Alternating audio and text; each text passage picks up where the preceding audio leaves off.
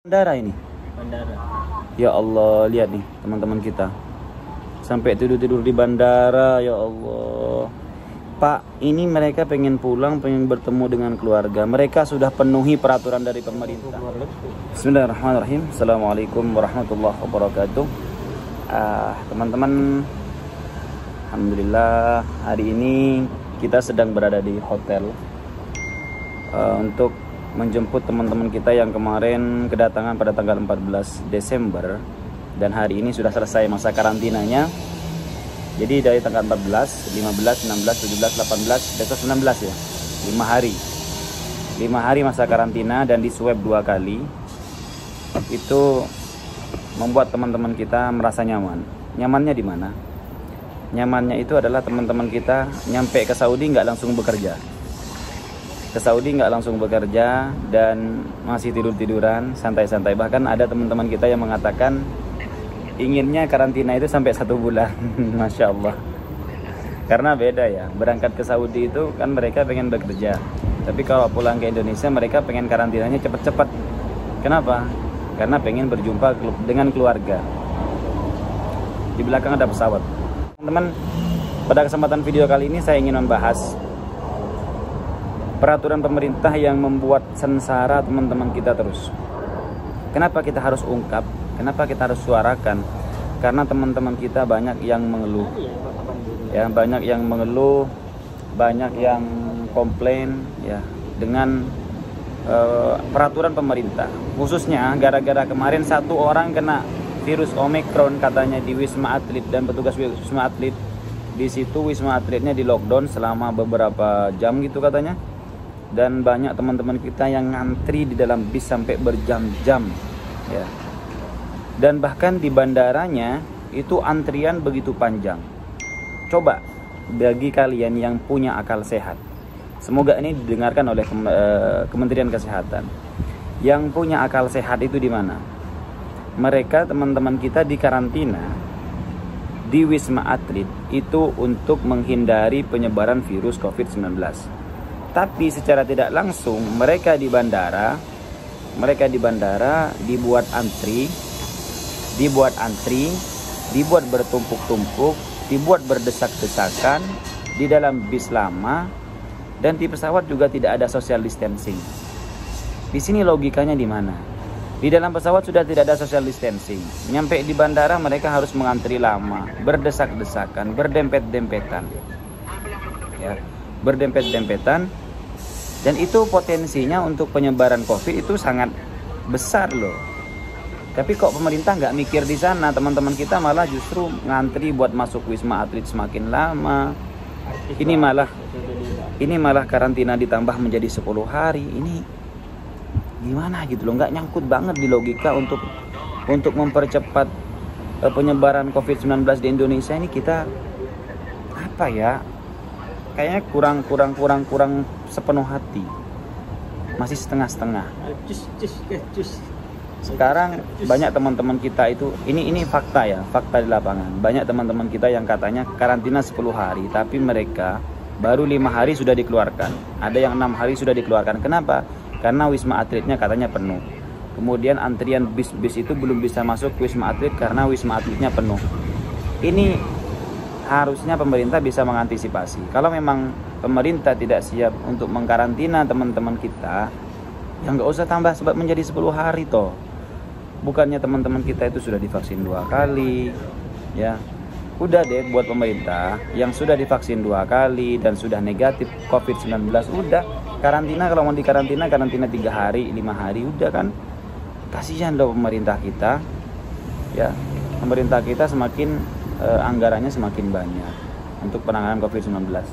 Dan ini baru 1 yang terkena kasus COVID. Ini gegernya Masya Allah.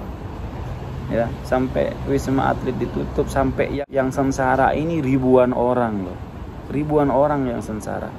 Bahkan jadwal umroh malah tercancel, tertunda lagi. Aduh. Ribet kalau begini. Bisa-bisa Indonesia ini tidak diperbolehkan lagi masuk ke Saudi. Baru saja dibuka sudah ada isu-isu lagi ini. Apa ini begitu?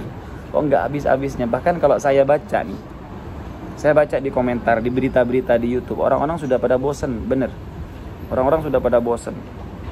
Mereka menganggapnya ini hanya konspirasi politik, bisnis.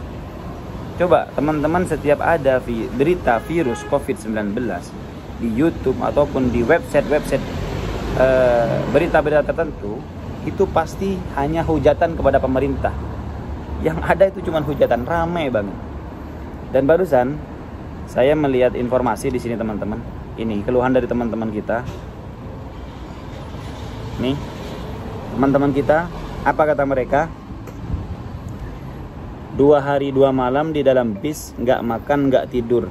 Yang bareng sama saya ada 8 bis, jumlah dalam bis 34 orang. Subhanallah. 2 hari 2 malam di dalam bis. Ini pemerintah mau ngapain? Mau diapain teman-teman kita ini? Mau dibuat sengsara seperti apa lagi pemerintah rakyatnya? Coba. Ini harus segera ada penanganan khusus. Harus ada tindakan dari pemerintah benar-benar bahwa penanganan COVID-19 harus benar-benar bersungguh-sungguh, dan peraturannya kalau bisa jangan sampai menyusahkan teman-teman kita. Kasihan loh Pak. Teman-teman kita apalagi yang dari luar, ini otomatis mereka ini rata-rata sudah divaksin 2 kali. Rata-rata teman-teman kita sudah divaksin 2 kali. Nyampe ke Indonesia harus dikarantina. Oke, untuk karantina mereka sudah oke. Untuk di karantina mereka sudah oke, mereka sudah tidak ada masalah.